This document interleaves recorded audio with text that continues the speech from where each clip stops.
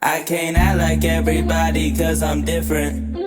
I can't walk like everybody cause I'm different. I can't please everybody cause I'm different. I can't mess with everybody, so I'm sorry if I'm inconsistent. I can't try to look like you, I just ain't got the time. I don't wanna move like you, I walk a different line. Yeah, they keep pulling me, yeah, they keep pushing me, yeah, they keep pulling me, and that's why I can't act like everybody cause I'm different. I can't walk like everybody cause I'm different. I can't please everybody cause I'm different. I can't mess with everybody, so I'm sorry if I'm inconsistent. I can't act like everybody cause I'm different. I can't walk like everybody cause I'm different.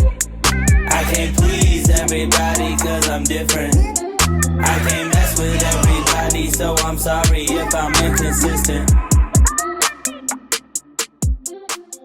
What's up, everybody? My name is Darius. Welcome to the Different Church YouTube campus.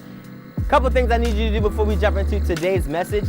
Subscribe and hit the notification button so you can stay up to date with all the sermons that we have coming up. A few more things. If you're on social media, Facebook, Instagram, Twitter, Different Church Nashville, hit that follow button, hit that add friend button.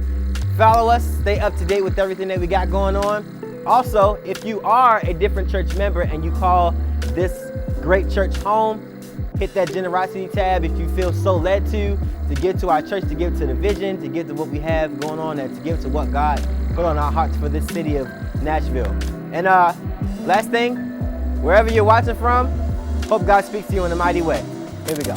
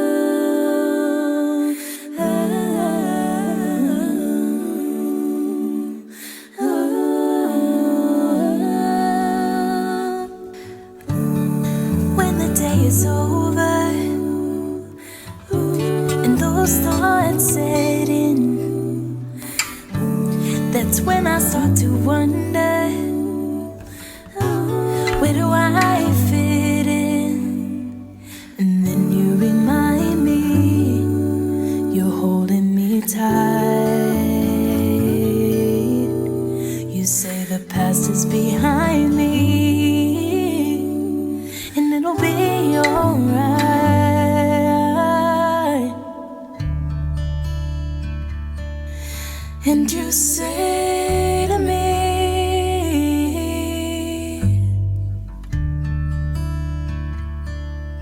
it'll be alright.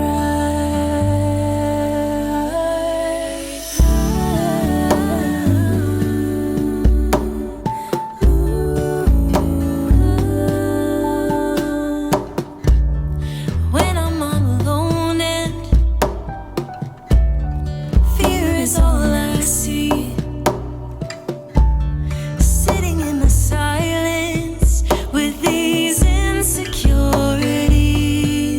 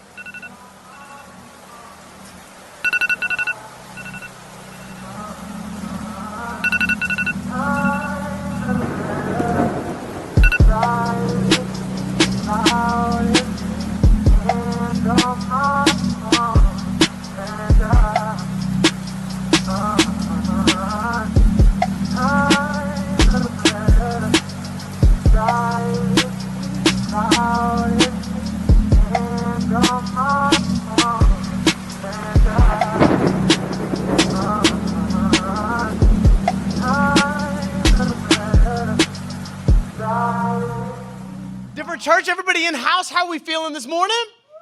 Okay. I know we missed an hour. Hey, everybody online, I know we're going to have a bunch of people tuning in online because they missed their church service, so they're tuning in 5 p.m. or on podcast, whatever, man. Hey, real quick, unless you're at work, do not do this in your cubicle. Will you make some noise real quick? Okay, no, online. What are y'all doing, man? I just want to say thank you so much for being here, everyone tuning in, whether you got here from TikTok, YouTube, MySpace, I have no idea, Apple Podcasts, whatever. Man, I just want to say thank you so much. And we continue. We started a series last week called Do Not Disturb. You know what I mean? You know how whenever you put your phone, whenever you're just done getting text messages, you just put your phone on Do Not Disturb and you go, I need to just focus on me for a little bit, right? But does the button Do Not Disturb keep you from getting texted? No. The texts still come through, they just don't disturb you. And so for us in our prayer life, we have to begin to put ourselves in this posture of, yes, I may be attacked. The Bible never says when I pray I won't be attacked. The Bible just says when I'm attacked I need to pray. And if I had to preach and if we had to talk about one topic the rest of our lives, what would be one topic? Since we already have the Bible, you can study this for yourself. Let's begin to study the need to pray. Because I don't think we know how to pray. Well, I mean, if I really believed what the Bible said about prayer, I would pray a lot more, wouldn't I? If I really believed what the Bible said about faith, that if the size of a mustard seed, if all I do is pray in faith, I can move any mountain. Can I tell you, I got some mountains in my life. And if I really did what this Bible said to do, my life, listen, my life would be drastically different, wouldn't it? If I really prayed. But prayer isn't just somewhere that you run to, okay? That's one thing. God is a strong tower. God is a fortress all the time. But prayer also allows you to hear your dad's voice. In the midst of every other voice you listen to, if you don't know how to pray, you will forget what his voice sounds like. And that's when it gets dangerous, when you forget. You spend 15 hours a day listening to everyone else, don't you? You wake up and you instantly check your phone, you check the timeline, you check your email, your boss starts talking to you, your friends start talking to you, you miss 8 group chat messages while you were asleep, so you immediately wake up hearing a bunch of voices. And for 15 hours, you hear voice after voice after voice. And if you're like me, you got a few in here as well. And voice and voice and voice. You hear a bunch of voices all day long. And then you wonder why you're anxious at the end of the day. You heard 18,000 voices. I think I read something where it said you get 70,000 thoughts a day that run through your head. And you think you're not going to go crazy with 70 thoughts and 7,000 people trying to tell you what to think of? What if at the beginning of the 15 hours you spent 15 minutes? If you just gave him 15 minutes, because you will forget what his voice sounds like if you're not careful. And there's power in 15 minutes. But what's hard to do? What's the hardest thing to do? Alarm goes off. You heard the alarm. You're all ready. Your heart's racing. You know you're not late, you just feel late. You know how you just wake up, you're not late, but you just feel late. You just feel like you're in trouble right when you wake up. What are we talking, like what? So you run, what if you woke up, you brush your teeth, because I even think God wants you to brush your teeth before you talk to him. So you brush your teeth, and then you go to the couch, and before you talk to anyone else, you sat down and said, Lord, thank you. God, remind me why you put me here before somebody else reminds me why I shouldn't be here. Because someone's going to tell me. But let me hear from you first. How would that change your day? How would that change how you let people talk to you throughout your day? I used to be in customer service. Listen, I used to be in retail, and I got fired quick. This isn't in my notes, and I probably shouldn't be going this way. I worked in retail, and I remember some people would get rude. I got fired in 2 weeks out of retail because I called them some names. I said, you're not talking to me like this today. I just got saved, and I know God loves me. You're not about to try me today. And I got fired the next day. I remember my manager called me. I worked at Super Pets. I worked at a pet store. And it was my first job. I was so bummed. I said, why are you firing me? I can't remember her name. She goes, well, you called this customer this. I said, well, he called me this. Will you just let me? She said, well, the customer's always right. I said, he's not right about me. God told me what I am. When I got saved, I wasn't having it. I was not having it. But isn't it crazy how when you hear from your dad at the beginning, you don't let everyone else have a say into your life? It's crazy what 10 minutes, 15 minutes will do. That's all he asked. Listen, that's all he asked for. Yeah, the Bible says pray without ceasing, but sometimes you just got to start somewhere. And what if it was 15 minutes? What if you went to the gym every day for 365 days in the year? For 15 minutes, you lifted weights every single day. Would your life, would your body, would your life not be drastically different at the end of the year? All you gave was 15 minutes. Would you not be stronger? Would you not be healthier? Would you not feel better about yourself? And I know so many Christians that they feel like they're not strong in their faith. They can't walk in a confidence. They can't walk in a boldness. What would 15 minutes in the presence of God every single morning do to you after a whole year for 15 minutes a day, 365 days a year? How much different would your life look? That's all he wants. But why will we give everyone hours, days, weeks, months? I've given people years of my life. And I haven't given God 10 minutes, 15 minutes. And then, listen, and then I run to God going, what happened? What happened, God? Why? And he's like, bro, just talk to me. Hear my voice before you hear anyone else's voice. And it's almost like you need the reminder. You can forget who you are. You ever just forgotten who you were sometimes? You start hanging out with people you usually don't hang out with, and you start liking things you don't like. Is this just me? You start talking how you don't talk. You start jeopardizing things you don't even, or that you believe in just because they're around. You heard their voice and you switched everything up because you hadn't heard your dad's voice in a while. You hadn't seen what your dad valued in a while. Okay, I've got to keep moving. We haven't even listened. Listen.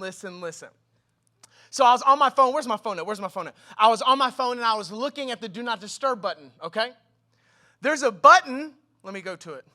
There's a button right above the Do Not Disturb button. You know what it is? It has an airplane icon. You know what that is? Airplane mode. And so I started thinking, like, I like airplane mode more than I like Do Not Disturb, because you don't get anything on airplane mode. You're not talking to me. I'm not hearing you. I am just existing. But then I was like, why did they invent airplane mode? I started looking into, like, someone had to. There's a reason, right? There's always a why. If you ask 5 whys, you'll figure out the reason why someone created something. You'll figure out the heart behind it. And so I started looking it up. When cell phones first got popular in the 90s, okay, people would keep their cell phone on while the plane was flying. And a phone is always trying to pick up signal from different towers. And when phones travel that fast for that long, it's picking up signals. And the pilots noticed that they would get a little feedback in their ears because they're talking to the control center. The pilot's trying to get everybody to this destination with the least amount of distractions possible. And so they started saying, hey, turn your phones off so we don't get distracted headed to the destination.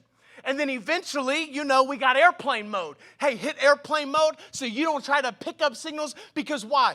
The direction or the destination is more important than the distractions on the way to the destination.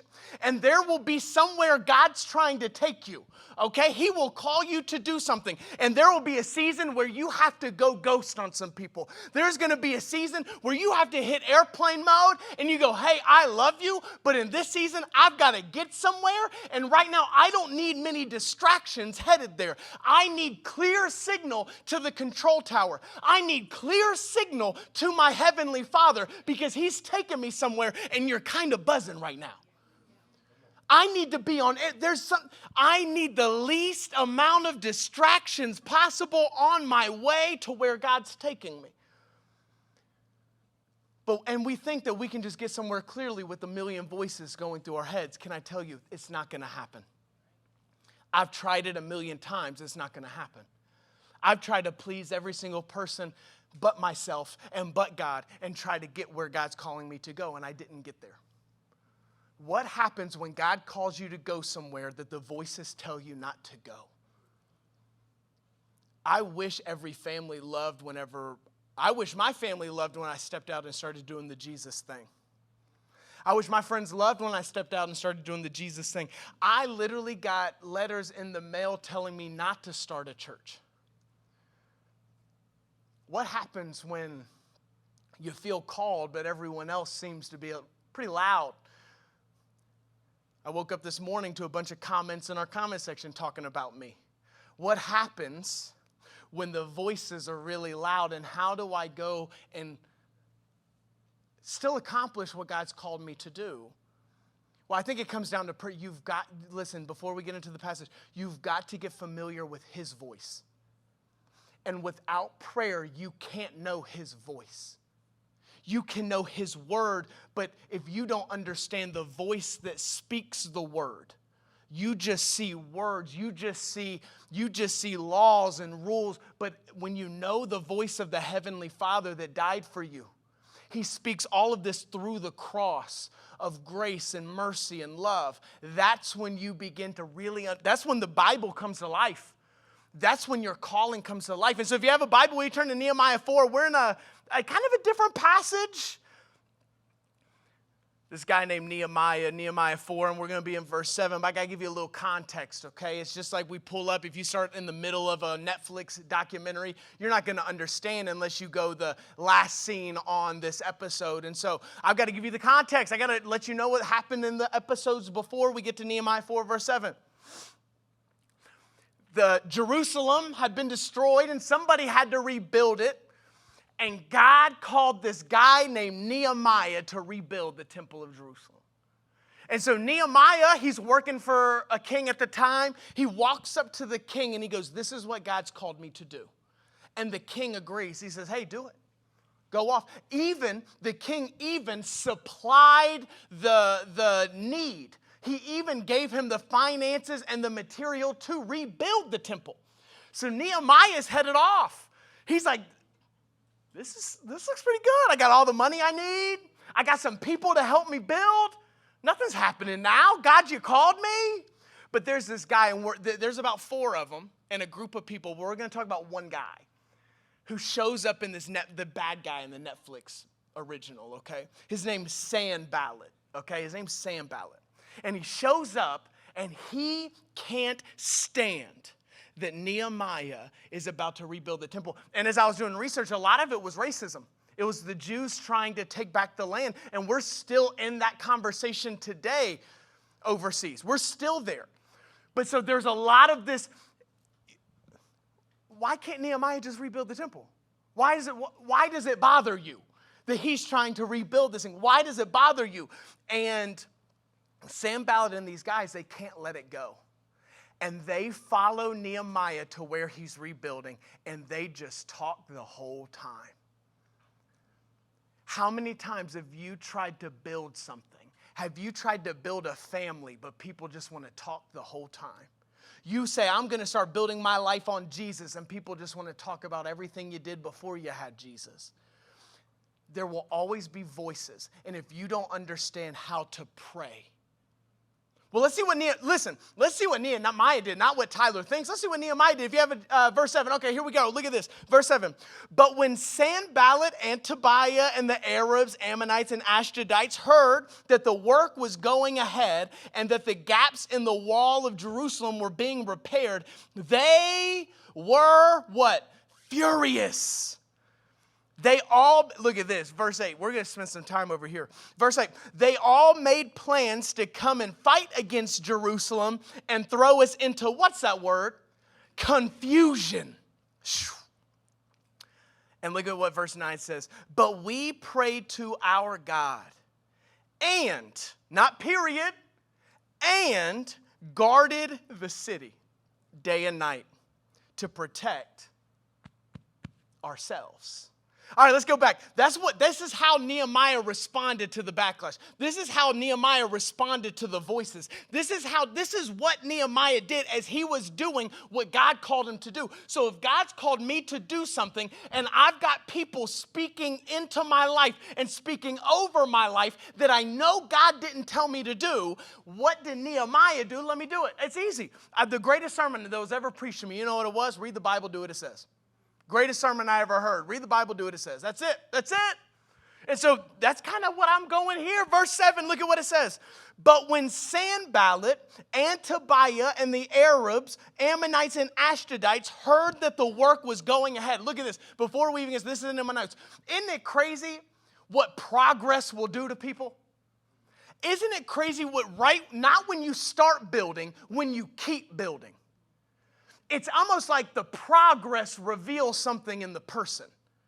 The progress, they don't care that you went to school, they care that you finished school. They don't care that you got the job, they're mad that you stayed at the job. They don't care that you started going to church, they're mad that you keep going to church and you don't go to their family reunion on Sunday morning at 10 a.m. because I got this family over here, I'll be there after, don't get mad at this. Progress. If you want to test somebody's character, start progressing in life and you'll see where they really live. And I just think it's interesting. He heard that the work was going ahead in the midst of him talking. The talking wasn't going to keep him from doing anything, going ahead, and that the gaps in the walls in Jerusalem were being repaired. They were furious. Sanballat didn't show up until the building started. There was no bad guy until something good started to happen. There is something about opportunity that will bring opposition. Every single time, if you want to please everybody, you will get nothing done. Ask anyone who started a business, ask anyone who started a family, ask anyone that started anything. If you want to please everybody, that's what you'll get, everybody. That's it though. You will not get what God called you to do. An opportunity will attract opposition because the enemy can't control what your calling is, but he can keep you from accomplishing your calling. That's all. He has no power over your calling. He has no power over your gift. But if he can keep you from occupying your calling, if he can keep you from moving forward in your calling, that's how he wins. And he'll use any means necessary to keep you from your calling. Family, friends, text messages, comment sections, whatever. He will use anything to keep you from your calling because he has no power over your calling. And so he will try to control you. He can't control what God's spoken to your life. He can't do that. But if he can get you kind of messed up about what everyone else is saying, well, this is what this person said. This is what this person said. We're not doing this. We're not doing this. So why is prayer so important? I have to remember what he says. Because somebody else will say something. Somebody else will talk. At the beginning of my day, every single day, I have to wake up and go, what has God spoken to me today? Because God's always got a new word for your life, but you don't receive new words. You hold on to old words, and everyone else, the enemy will throw new things at your life. And if you don't have a new, fresh word, you will try to cling to this old season and this old word, but you're not. That doesn't apply here. You need a new word from God. You need new grace from God. You need a new relationship with God. You need a new level with God to get through the new devil that you have coming at you. That's what they used to say, man. New levels, new devils. New levels, new devils. And it's true. You will cling to old things and try to accomplish new things. You can't do it. That's why every morning, God, give me something new. Speak something new into my life. But most of us don't even talk to him to get a word. You just don't. And that's dangerous. Because the enemy is always speaking something new to you. The enemy is always sending someone new to you. There's a new temptation. There's a new opportunity that God didn't call you to coming your way. And if you have not renewed your faith, listen, renewed your mind, you will fall for it just because it's new. No. God's mercies are new when? Every morning. There's something new for you every morning. And because the enemy knows that, he will send you something new every single morning. And you will cling to something that's new because it's sparkly, because it's shiny, because it's all this stuff. No. You've got to grab what God has for you that's new. But when Sanballat and Tobiah and the Arabs, Ammonites, and Ashdodites heard that the work was going ahead and that the gaps in the walls of Jerusalem were being repaired, they were furious. We get mad when we can't convince people to help us build. Nehemiah's prayer was never, turn their hearts to help me build. Nehemiah never prayed that. He actually prayed the opposite. Get them away. I'm not messing with them. Get them away. I'm going to protect myself. I'm going to swing on them if they come too close. But we spend more time trying to pull people into our calling than just walking out our calling. Because we need their approval. But can I listen. When you have God's anointing, you don't need man's approval. You don't need anyone else to co-sign you when he died on the cross for you. He gave you your value. He spoke something into you. He said, go and make disciples. That's the co-sign. You don't need anyone else's approval to do anything else. But you will spend more time trying to convince people you're called than just being called. Nehemiah could have spent this whole time trying, hey, Sanballat, come help. He was not supposed to help. He was never going to help. God didn't call him to help. And you will try to get help that doesn't want to help you, and then you'll question your calling when they don't help you with your calling. They weren't supposed to be attached to your calling. And now you're allowing what they think about you to stop you from doing what God's called you to do. They're not supposed to understand. God spoke it to you. He didn't spoke it to them. They're not supposed to get it. They don't understand. Whenever I said, hey, I want to start this church, and I want to start it digitally, I think we can reach 1 million people with $0. Someone went, well, no, you need a budget, you need this. I said, no. I was trying to tell these people. And then God just said, stop telling them and show them. You've been telling people your whole life. Just show them. Just show them how good your God is. Just show them what Jesus saved you from. That's all it is. And then they'll get mad. But it's hard. It's over. Listen, can I tell you, and I do want to speak something over you, everybody online. I do want to speak something over you that God spoke to me at the beginning of this year. And I'm not one of those guys that's like, hey, man, I had this. God, for real, God, when it gets overwhelming and a lot of stuff, you ever just feel heavy? Like you just can't even get out of bed?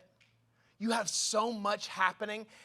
All of this is happening and you still know God's asking you to do something else. And it's like, bro, I can't even think about that. Do you see what's in my hands? I'm overwhelmed.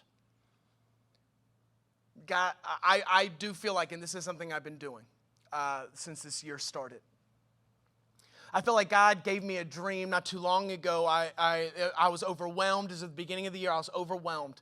And I went to sleep, and in the middle of the night, I had this dream where I was hanging from a cliff. And there was no one to help me. There was nothing happening.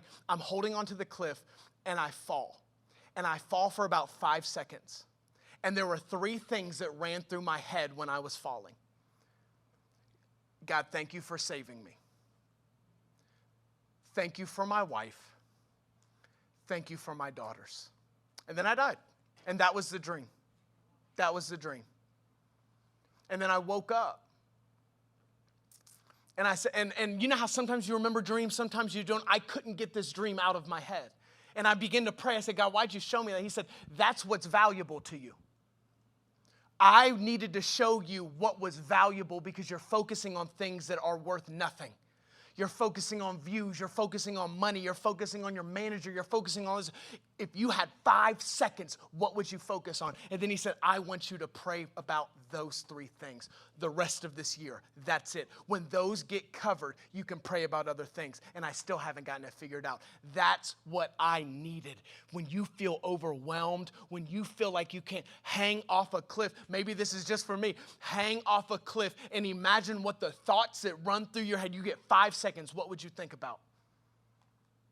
That's what living eternally is like.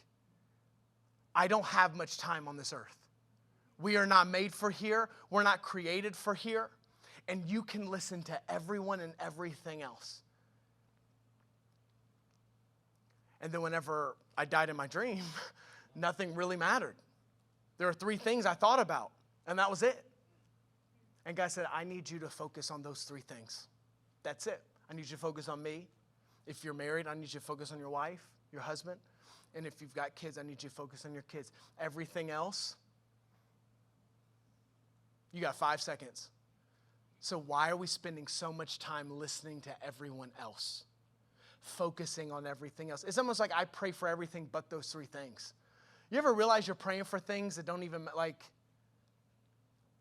I've been really in husbands, and maybe this is just for online, maybe it's just for me. Husbands, when was the last time you prayed for your wife? Just sat and said, Lord, I thank you that you sent me a helper. And I'm sorry when I haven't helped her. Wives, same deal.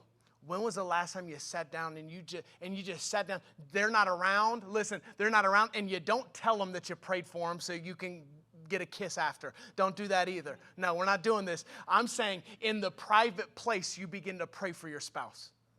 And you thank them. Your kids, the same kids you prayed for, the same kids that were miracles when they came out of the womb are the same kids that you're saying, God, take them. No. I need to keep them. I want to develop them. I want to make them into something great because they can change the world. Let's pray about things that matter. Let's dwell on things. Eternal things. That bill is going to get paid. It gets paid every month. And it stresses you out every month. Listen, you can't help it. Let's pray about stuff we can't help. Let's pray about things that matter. Okay, let's keep moving. Verse 7. But when Sanballat and Tobiah and the Arabs, Ammonites, and Ashdodites heard that the work was going ahead and that the gaps in the wall of Jerusalem were being repaired, they were furious. The progress made them mad. The building made them mad. The calling made them mad. But look at the plans that Sanballat, the bad guy, had for the building. Verse 8. This is Nehemiah talking about these guys. They all made plans to come and fight against Jerusalem. And what? Can we go to the next verse? And what? Throw them into, what's that word? Confusion. I haven't heard many sermons on confusion. But I know that God doesn't create confusion. And even the word says the devil is the author of confusion. And can I tell you something? I know we think, man, I've got this dream, and if I can just get resources. No, not enough resources are not the enemy of dreaming. Not having the right people is not the enemy of dreaming. Not being able to go to sleep is not the enemy of dreaming. You know what the enemy of dreaming is? Confusion. Confusion. When you have too many voices speaking into your life, and and you're confused. You just don't know where to go. You ever just not know what to do and you go, I just want to take a nap to get out of it. You're not even tired. You just want to stop thinking. You're confused. But God does not create confusion. He creates clarity. And I know too many confused Christians not chasing after their calling. But I have to understand what confusion is. And so can we teach for a second? Can we go to science class or something for a second? Okay, real quick. I got to grab this. Sorry online. You guys already know. Look at this right here. Let me go get my drinks. Oh my goodness. I got one more, guys. Y'all bear with me. I had to do some research for this. I had to study. I was just studying. Watch this. The word confuse. The definition for confused, the original definition, what do you think it was? It was to mix together, to pour together. That's the original meaning. To confuse something is to mix something together, okay? I know too many people. Okay, so say you have God's voice and he speaks something into your life, and he speaks something into your life. Okay, we have God's voice being poured into me. I'm an empty vessel. God's voice gets poured into me, right? But also, what happens when I wake up the next morning and I remember that I've got my manager said this about me, or the coworker said this about me. So now I allow those voices to get poured into my mind, right? So now I'm not valuable. My manager said I'm not valuable. And don't even get me started about that relationship in college and high school that left you feeling worthless, made you feeling ugly, made you feeling unconfident. It robbed you of everything, didn't it? And so now you've allowed this voice, and it stayed in your mind forever, hasn't it? It has stayed in you. You believed every word from that past relationship. And if you're like me and you have some mom issues, some dad issues, you've got some stuff going on, and they spoke some stuff over you that wasn't true, that wasn't right, that wasn't what God asked for you. Now we pour this in here. Now you have this mind. Now you have this heart. Now you have this body. Now you have this calling. That can you find what God spoke at the very beginning? Where's the water in this vessel right here? You can't find it, can you? Why? You've allowed everything else to mix with it. You've allowed every other voice to mix into what God spoke to you at the beginning. You can't find it because it's mixed together. You're confused because you listened to God and you listened to that past relationship. You're confused because you listened to what God spoke over you and then what your parents spoke over you, and they don't mix, but you've believed them both. You're confused. And I know too many Christians that the enemy isn't trying to stop you. He just wants to confuse you. Find God's voice. Where's it at? And you haven't prayed in weeks. And this is what your mind, and if someone wants to drink it, you can drink it. I wouldn't do it. I don't know what it's going to taste like. But then you get mad when you can't focus. You get mad when you're confused about what's next in your life. You've listened to every voice and allowed everyone else to dictate where you go. What did you think was going to happen? What did you think was going to happen? Sanballat's whole thing was not to stop Nehemiah. I think he wanted to. It wasn't that, though. What did he want to do? Confuse Nehemiah. That's it. He just wanted to confuse him. Why? Because when you're confused, you can't move forward. Your mind ever be just so jumbled, you can't think straight, can you? You can't make correct decisions. You can't make godly decisions when you're confused. That's why the enemy is the author of confusion. But we have so many Christians that go, oh man, I don't know. I don't know what God's called me to do. No, God speaks in clarity. You're just a little confused. Let's pray against confusion in this season. Can I be honest? Until I preached this sermon or wrote this sermon, I've never prayed over my mind, my confusion, why I'm confused. I'm mixed together. I'm poured together. I've allowed everyone to dictate where I go, what I do, what I like. I don't even know why I like the music I like. Just everyone else liked it. Now I like it. I don't know why I like the food I like and don't like. You know what I mean? Like, you don't even understand. You've allowed everyone to morph you in rather than remember, 15 minutes. What will 15 minutes do every single morning? It will get you back to hearing his voice. It removes the confusion. It removes the amount of people speaking into your life. And I'm not saying you can't have people that speak over your life, but you have to begin to run every word they speak about you through the word. If it doesn't say it here, I can't hear it. I can't allow it to speak over me. I can't allow it to dictate how I move because God didn't speak it. You spoke it. And I need people that speak what God speaks over me, over my life. But what does that bring me back to? Prayer. If you're confused, what must you do? Get to the voice. Get to the voice of God and get some what? Clarity. You need clarity because you're confused. It's okay. I'm confused literally 20. If you see me and I go, hey, just know 8,000 other things are happening behind my hey, okay? Just know that. Just know. Pastor Tyler, the most confused person on this planet. Every single morning I'm waking up going, God, just help me do what you want me to do today. And if nobody dies, I'm good. If nothing bad happens, I'm good. That's where I'm at. But I think God wants more from me. I think God wants more from you. I think he wants you to be able to walk in clarity. And so we get to the very end. Look, verse 8. Chris, if you want to, thank you.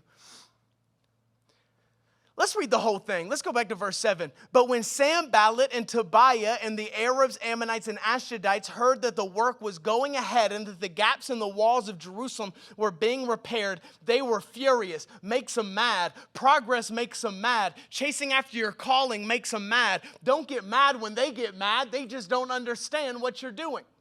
Verse 8, they all made plans to come and fight against Jerusalem and throw us into confusion. You know, I think this gives me a good blueprint of what I need to do.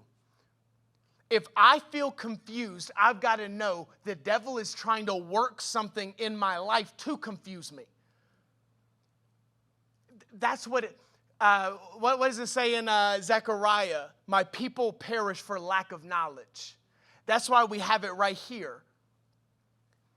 Because I know he creates confusion, the moment I'm confused, I have to begin to pray in that moment and go, God, this is not from you. Let me get some clarity in this season. And then we get to verse 9 and then we're done. Verse 9, but in the midst of their confusion, but we prayed to our God and guarded the city day and night. Look at what he did. He prayed. Is that it though? What else did he do? He guarded the city.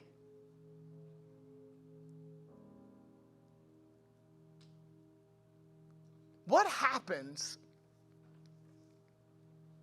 I really think like we've believed this like thing where like pray and just let go, let God, right? Like that's I see that like at Hobby Lobby and stuff, like the cute little things. I see ladies walking around in shirts, let go, let God.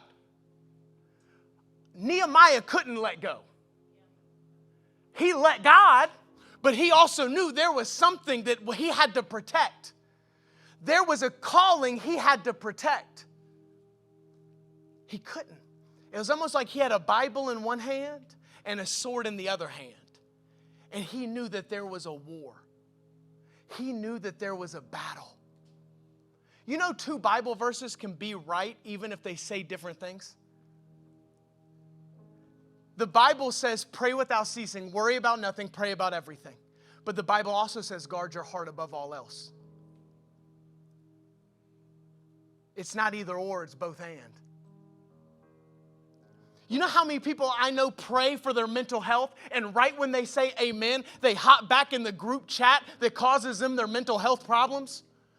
You can pray without ceasing and also guard your heart. Those things work together. He's not saying, hey, you pray and then everything goes away. No. You pray, but also guard yourself. Guard your mind. Guard your heart. Know there's an enemy coming to seek after you and devour you. Know that. But I know too many people. It's in God's hands. No. Your calling's in your hands. Hold on to it. Grab it. Your children are in your hands. Your marriage is in your hands. Nehemiah couldn't let go, or there'd be children murdered in that city. There'd be families murdered in that city because these people. He knew he couldn't. But we have passive prayers, not powerful prayers. My prayer life is just passive. God, do it. God, do it. Then what do? I've got all this stuff.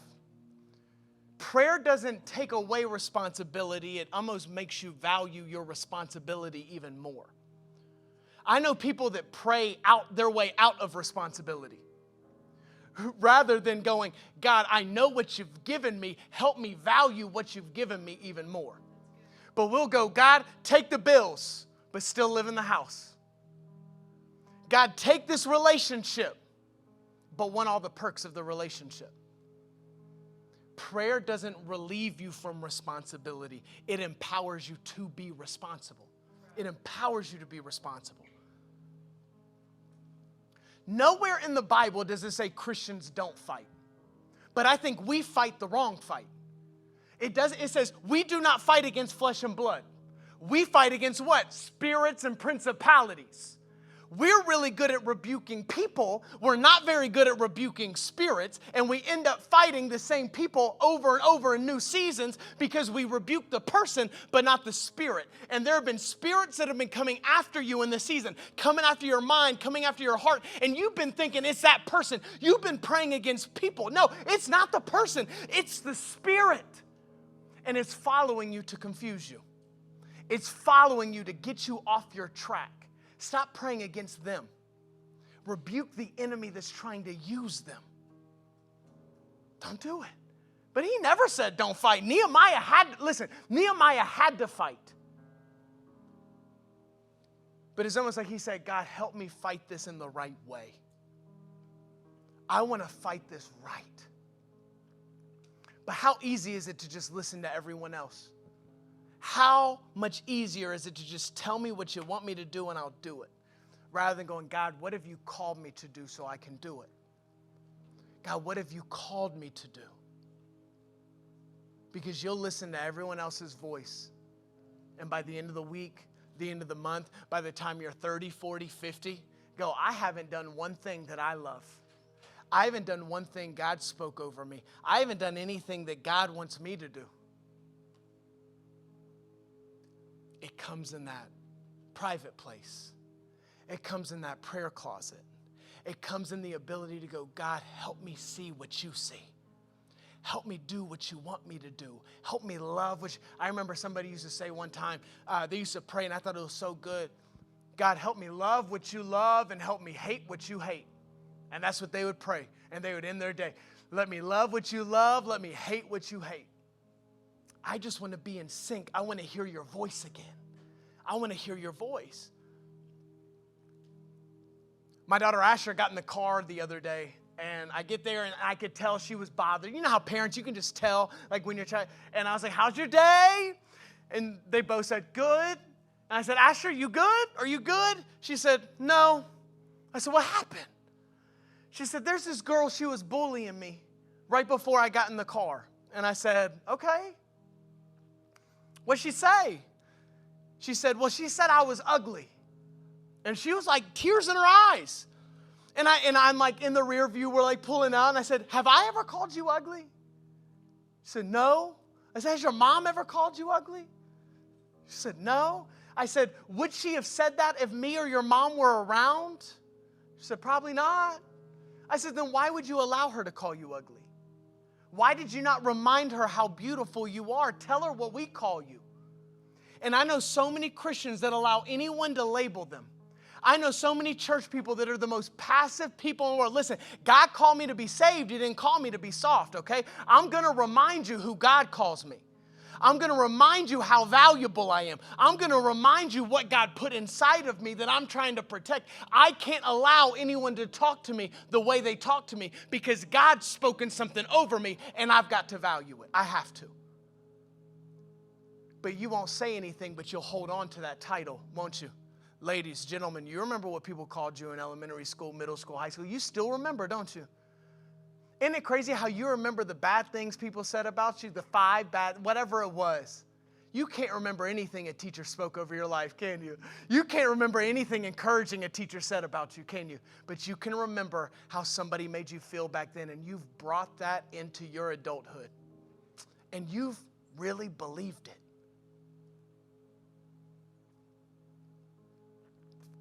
You've got to begin to talk about yourself how God talks about you. You've got to begin to, fellas, and people say, oh, that's a soft message. Fellas, we've got to love ourselves like God loves us. Ladies, you've got to love yourself. And that value comes from prayer. You find out how valuable you are in prayer because God begins to speak into you. You're fearfully and wonderfully made. You're chosen.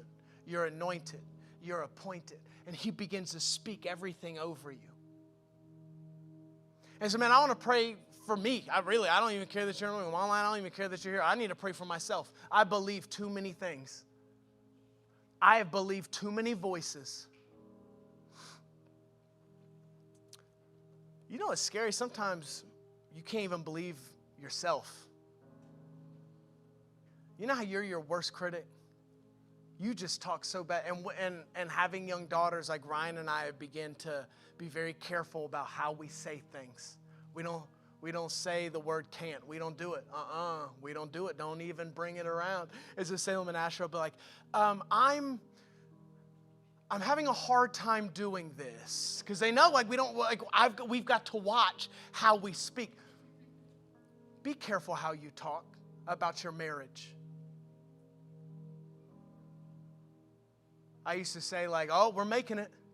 No, we're not. I'm not about to speak that over what? My wife's a smoker. What? We're not doing this. I'm not doing it. We are thriving. We're going on 10 years. God's doing something. We have got to watch how we talk because you can kill yourself. I'm not doing, like, and maybe it's just like, man, I've got little girls, and I'm like, man, no one's talking about nothing around this house. We're watching PBS all the time. Like, no, I don't know, man. Like, I've got to be careful what I allow to enter here. I know the enemy's coming after my mind. This is where it starts. The thought becomes an action. It starts here. And you'll be the most negative person in your circle. You'll be the most negative person in your household. And then you'll be the one to blame. Why is my house like this? Why is my life like this? Why is my spiritual life like this? Why are my finances like this? You've spoken it into existence. We're not doing it anymore. Call me cheesy, corny. I had somebody text me the other day talking about something, and I did it really nice. But I was just like, man, y'all are doing more than that. Like, because he said something, and I just responded like, man, you're killing it. And he said, yeah, I guess I am. Like, yeah, I guess we are, or whatever. But like, I can't do it. Like, we've got to begin to speak life. I've got to begin to speak life over myself, my wife, my children, my finances, my future. Because I'll kill it before anyone else does. And so that's my prayer. You're confused. Can I be honest? We're confused. I'm confused. I don't know where I'm going. I'm making money. I wake up, go to work, watch Netflix, go back to sleep. There's got to be more. Listen, there's got to be more to this. And there is. But you've got to go back to the person that spoke into your life at the very beginning that created you. Or you've listened. The only reason why you have the degree you have is because your parents wanted you to get the degree. The only reason why you do what you do is because somebody wanted you to do it. The only reason why you do anything is because somebody's wanted you to do it. And you've never really said, God, what do you want me to do? What have you called me to do? And that happens in the still small voice. But hey, we're not over here having passive prayers. God, take it. No. We're not doing that. God, I'm going to put it in your hands, but I'm going to guard my heart. I'm going to guard my mind. I'm going to guard my family. I'm not allowing just anyone in. I'm not allowing just anyone to speak any way they want to. I'm not doing it. Because I've got something valuable here. Nehemiah was building something valuable. He was building the temple of God. He was building something valuable. And so he had to protect it. Lord, we love you. I'm confused. Everything's mixed up. My thoughts are jumbled up. These voices in my head, they're jumbled up. I don't have some crazy Christian way to say this, God. I just need you to bring clarity to my mind. I want to be able to sleep good. I want to be able to make good decisions. I want to be able to just think about you and not everything else.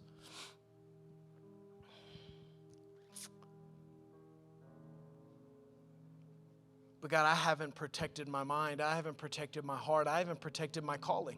I haven't. I've just wanted to watch you do everything. And yeah, you'll work. But the enemy's coming after me. And I have to realize that. I can't watch certain things. I can't talk to certain people. I can't listen to certain things. I can't do certain things. Because he's trying to confuse me. He's trying to rob me of my dreams. He's trying to rob me of what I'm building. You've called me to something too great. Jesus, when you died for me, you gave me a purpose. When you died for me, you gave me a calling. When you died for me, you did something in me.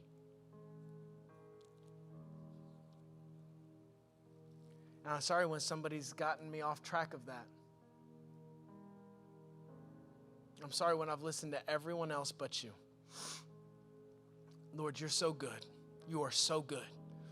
And I'm sorry when I haven't spent that 15 minutes with you. That 15 minutes I know can change everything. Lord, we love you. We thank you. We praise you. It's your name we pray, and everybody said, amen.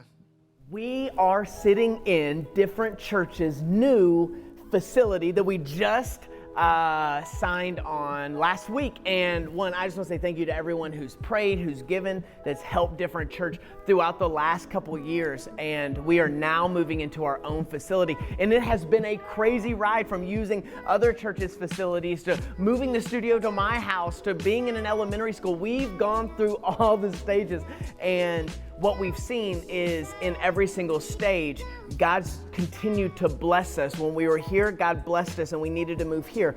God blessed us. And now that we're in the school, we see that we're still able to reach millions of people online. We've had more children coming and babies being born, and we're just not able to love the next generation like we really want to. And so that's when we began to pray, saying in 2023, we're going to make a move. We're going to do something to better serve our children that God has given us in-house, and then also bless people online. And so that's what we did. At the beginning of the year, we said, this is what we're gonna do. And then a space opened up. And so here I am, I'm sitting in it. And I just wanna say thank you so much from the bottom of my heart. If you've supported, if you've given, if you've prayed, thank you, thank you, thank you. But now we've got a building and there's nothing in it. We're just sitting here. I'm on a metal chair. We're just sitting here. And so this is what we're doing for the next 3 months. We're calling it Move Different. And this is an opportunity where our church and everybody online, we're able to give to help either furnish, put paint on the walls, renovate the children's wing, whatever that is. And I'm just so excited to see what happens in this next season of our life, but it takes a little faith. So here's what you can do. There are two things. One, say you can't give financially, you're like, man, but I want to begin to pray over the next season for Different Church. Thank you. Prayer, we say it all the time. Prayer is the most powerful currency that we can utilize in our life. Begin to pray over our children's wing, that we're able to reach children in our community way better than we ever have in the past. And the online would go further than it ever has before. But maybe you're saying, hey, I want to be a part of this. I want to give to this, whether it's putting paint on the walls or buying chairs or renovating, building a wall out, whatever that is. Man, will you begin to pray over what God would call you to do? We're calling it Move Different. And if you go to our website, dfrnt.church, you can go to the generosity tab, and under that tab, there's something that says Move Different. If you give to that, that goes to help us create a space, not only to reach the next generation online, but also to reach the next generation in-house as well. We're so excited. Like I said, I can't say it enough, that this is going to be a space where hundreds and thousands of people can meet the person that I met 12 years ago named Jesus, and that we'll be able to reach even more people online through YouTube and TikTok and everything. So thank you, thank you, thank you. And I pray that God blesses you and us in this next season. So let's move.